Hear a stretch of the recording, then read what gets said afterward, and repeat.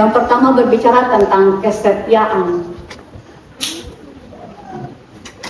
Ester yang setia dalam hal-hal kecil, dengan hanya mendengar nasihat dan arahan dari pamannya, ternyata mendatangkan berkat bukan hanya bagi hidupnya, tapi juga bagi hidup bangsanya. Kenapa saya bilang begitu? Kalau Bapak Ibu punya waktu setelah ini, tolong baca semua dari kitab Ester ini. Bapak Ibu akan menemukan bahwa tindakan Ester yang karena dia dengar-dengaran, dia taat sama dia punya om, itu akhirnya buat bangsanya tidak jadi dibasmi dan dimusnahkan. Kalau Bapak Ibu baca sampai di pasal yang ke-5 dan ke-6, di situ ada seorang yang bernama Haman. Dia tidak suka dengan Mordekai, dan dia jadi orang kepercayaannya raja. Dan dia bikin satu titah supaya orang-orang bangsanya Mordekai harus dibasmi. Dan sebelum sampai pada itu, Bapak Ibu, Tuhan telah menunjukkan kasih setianya bagi bangsa pilihannya. Sehingga kalau kita orang lihat, mungkin Ester dan Mordekai punya pekerjaan ini kecil, tapi dari kesetiaan yang Ester tunjukkan lewat dengar-dengaran dan taat pada nasihat orang tuanya, dia menyelamatkan seisi bangsanya. Jadi firman Tuhan mengajarkan kita yang pertama di hari ini, mari belajar setia pada hal-hal kecil. Kalau kita setia dengan hal-hal kecil, Tuhan akan percayakan hal-hal yang besar. Amin. Hal-hal kecil itu apa? Hal-hal yang kita mungkin anggap tidak langsung membuat kita jadi orang disanjung dan sebagainya.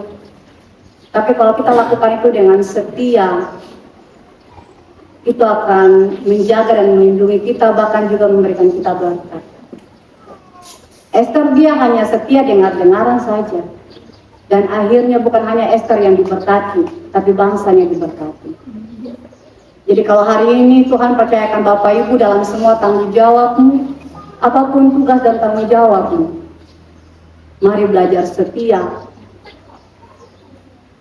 Walaupun terkadang kita punya kesetiaan, orang anggap kita mencari muka, orang tidak suka, kasih tinggal. Tuhan itu dia lihat hati. Manusia hanya lihat muka, manusia lihat kita punya status dan keberadaan, tapi Tuhan dia lihat hati. Jadi kerja baik-baik saja, kerja jujur-jujur saja. Nanti selebihnya Tuhan yang atur. Lalu yang kedua dari firman Tuhan ini mau mengajarkan kepada kita bahwa Tuhan tempatkan Ester di posisi sebagai seorang pemimpin dengan satu tujuan, yang pasti tujuannya untuk memuliakan Allah lewat pekerjaan atau posisi yang dia punya. Dan hari ini Bapak Ibu dan saya pun ada dalam setiap posisi-posisi yang Tuhan juga percayakan bagi kita. Kita ada sebagai satu persekutuan untuk saling melengkapi. Bukan kita jalan sendiri-sendiri. Bukan saya sebagai pimpinan di jemaat lalu saya ambil keputusan tanpa melibatkan saya punya teman-teman.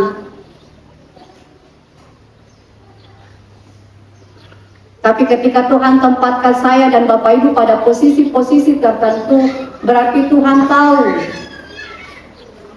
Mungkin saja saya kurang, Bapak Ibu punya lebih yang bisa Bapak Ibu bagi untuk saya. Mungkin saya punya lebih, Bapak Ibu punya kurang yang bisa saya bagi untuk Bapak Ibu. Begitupun sebaliknya kita.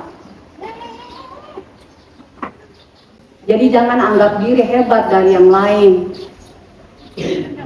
Kita ini terbatas Bapak Ibu secara pikiran, secara tenaga, secara pengetahuan, kita orang ini terbatas.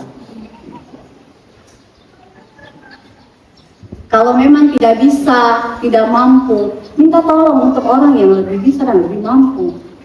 Jangan gengsi, karena saya pimpinan jadi saya mesti mau tanya kamu yang di bawah-bawah itu untuk apa. Tidak. Cara hidup persekutuan dalam jemaat itu harus baku bantu, baku tolong.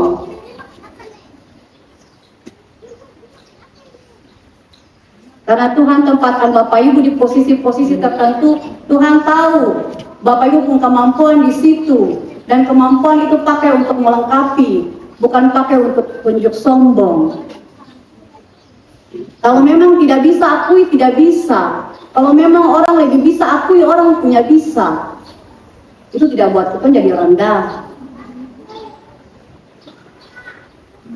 Hari ini Esther mengajarkan kepada kita bahwa sekalipun dia di posisi tertinggi, dia punya om itu hanya penjaga pintu, tapi dia sangat menghormati.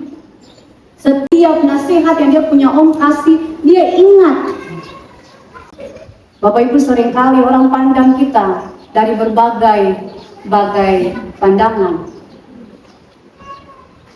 Kau anak kecil saja umur. Kau punya pengalaman hidup apa dibandingkan saya orang tua ini? Kita sudah bekerja 40 tahun dalam gereja ini. Oh, yang ada baru saja, kau mau dengar kau bikin apa? Hari ini saya mau kasih tahu untuk Bapak Ibu. Kita ada bekerja berdiri bersama untuk tujuan memuliakan Tuhan. Jangan bawa kesombonganmu dalam pelayanan Tuhan. Jangan bawa keegoisanmu dalam pelayanan Tuhan.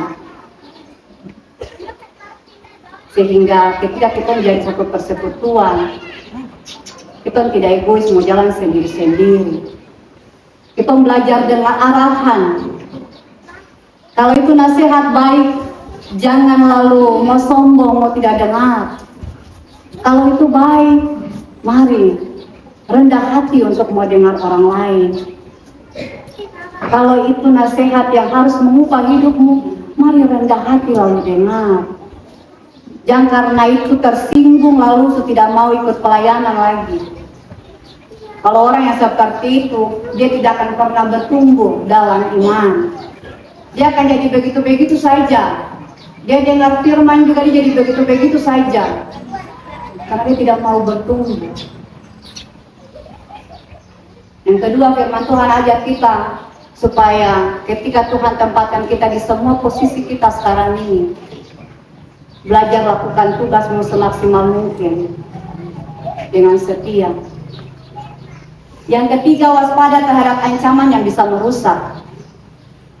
Di gereja, di pemerintah, bahkan mungkin kita bilang organisasi yang paling kudus ini gereja, tetap saja ada banyak ancaman. Dan ancaman itu biasanya tidak datang dari luar, datang dari kita punya diri sendiri. Yang kalau kita tidak bisa kontrol itu akan merusak kita secara pribadi maupun persekutuan kita. Salah satunya tadi yang saya bilang, kesombongan, tinggi hati. Mungkin kau rasa kau bisa, tapi kalau kau tidak menyadari keberadaanmu, kau sementara tidak anggap ciptaan Tuhan yang lain.